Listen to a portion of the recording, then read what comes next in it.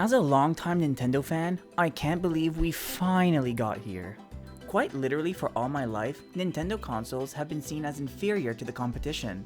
And although I don't personally agree with this, Nintendo has always been seen as a way for kids and casual gamers to get their video game fix.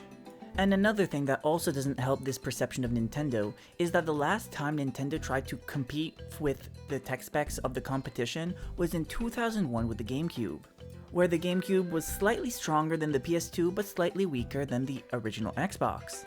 But in the last decade, there's been a major shift in this perception. And honestly, I feel like the only direction Nintendo can go from here is up. After the colossal failure of the Wii U, some were speculating that Nintendo might pull off a Sega, meaning they were going to pull out of the console market and only sell games on other platforms.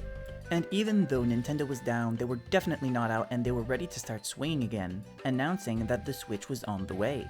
And even though the Switch had a very unique concept that Nintendo fans seem to adore and people to this day still love, a lot of people on the outside of the community would only look at the console and scoff after hearing how powerful it would be. The Switch ended up being closer in power to a PS3 than the modern consoles, and it's to remember that at the time of the release, the PS4 Pro was out, meaning Nintendo was yet again releasing a console that was far behind the competition. And now that President Furukawa has announced that the successor to the Nintendo Switch is on the way, it's now safe to say that the sun is setting on the Switch generation. But as this chapter for Nintendo is coming to an end, a new one is beginning, and a lot of rumors are popping up everywhere online. And one of these leaks allegedly has the tech specs of the next console. But before I go over the leaks, it should go without saying that these are not confirmed, they are just alleged. First, let's set our baseline. So the Nintendo Switch had a CPU and GPU that was a NVIDIA custom Tegra processor, 4GB of RAM, as well as 32GB of internal storage, which you can also put an SD card up to 2TB. And assuming that the leaks are in fact correct, the Switch 2 should have another NVIDIA chip now featuring DLSS and ray tracing. It will triple the amount of RAM it currently has at 12GB. And finally, it will have 8 times more storage at 256GB of internal storage. And I wouldn't be shocked if you could expand that just like the Switch with microSD cards. So whereas the original Switch was closer in power to a PS3, these new specs for the Switch 2 kinda places it between a PS4 Pro and an Xbox Series S. But expectations are the thief of joy, so let's just pretend that instead of anticipating that the console is going to be between a PS4 Pro and an Xbox Series S, let's instead pretend that it's going to be between a PS4 Pro and a base PS4. Actually, screw it, let's just pretend it's bar for bar the exact same amount of power as a base PS4. After seeing what the Switch can do, honestly, I think it would be amazing if we only had the power of a PS4. Because what have we learned during the Switch generation? The fact of the matter is it doesn't matter how strong the console is, it's how the hardware is used. Because realistically, it doesn't matter if a console is strong enough to run a spaceship, if it doesn't have any fun games, you don't want to play it anyways. Just for a moment, let's reminisce on some of the games we had on Switch. Games like Breath of the Wild, Super Mario Odyssey, and my personal favorite in terms of graphical showcase, look at Pikmin 4. That game is gorgeous. Now there were some other games like the Warrior games that really showed the Switch's age and, lack of power because there was a lot of frame rate issues. Now don't get me wrong here, I hope the Switch's successor can do more than this, but even if the Switch successor can only output the visual fidelity equal to Switch games but not have the frame rate drop, I think that is a massive win. But even if the console is said to be stronger than this, let's keep the bar low, in the basement. I want to show you guys an image.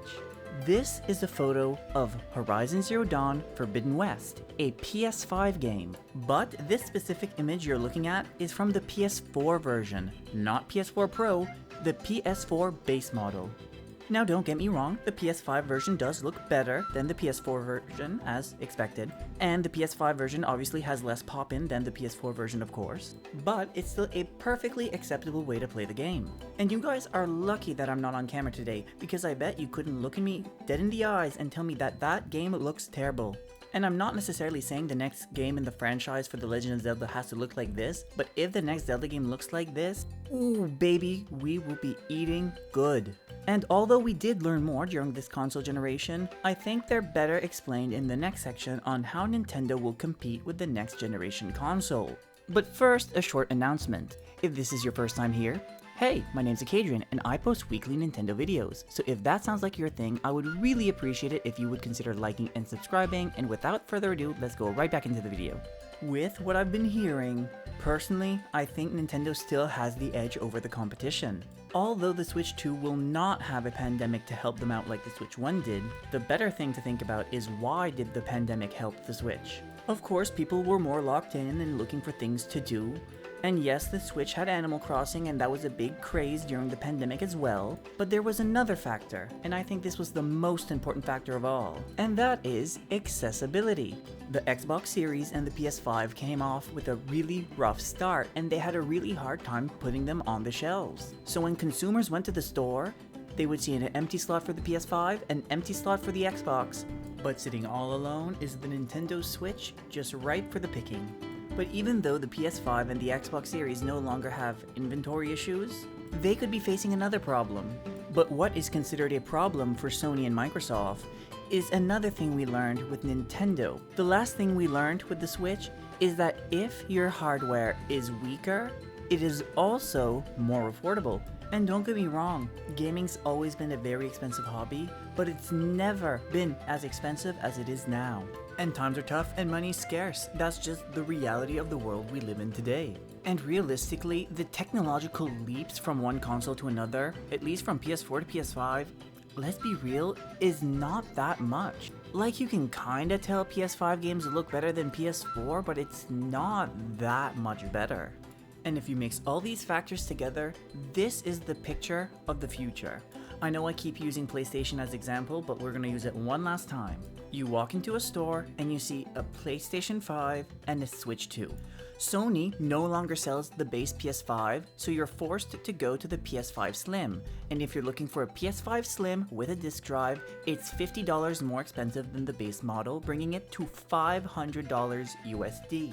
The current rumored price I've heard for the Switch 2 is going to be $400 USD, which is $100 more than the original Switch. And with the success of the original Switch, a lot of third-party developers are looking to put their games on the Switch 2. So with the help of DLSS, a consumer is going to look at the Switch 2, pumping out graphics comparable to the PS5, will also have most third-party games, and will start $100 cheaper. Man, Nintendo's in like a really great position. And that's still disregarding the output of games and how long the development cycles will be. And if you thought the Switch generation was long, oh baby, sit back, because I think this generation will be even longer. I'm personally expecting it to go 10 to 12 years. And that gives Nintendo a lot of time to sell plenty of Switch 2s and come out with plenty of amazing games. And that's why I think the Switch 2 could be exactly what we need as Nintendo fans. But now I want to hear from you. What do you think the launch game will be for the next console? As much as I want to say a Mario Kart game, because I know Nintendo wants to get that out ASAP, I feel like that's more of a holiday game, so I'm kind of leaning more towards the next 3D Mario. But yeah, let me know down in the comments. And as I mentioned earlier, please consider liking and subscribing, and until next time, Waddell.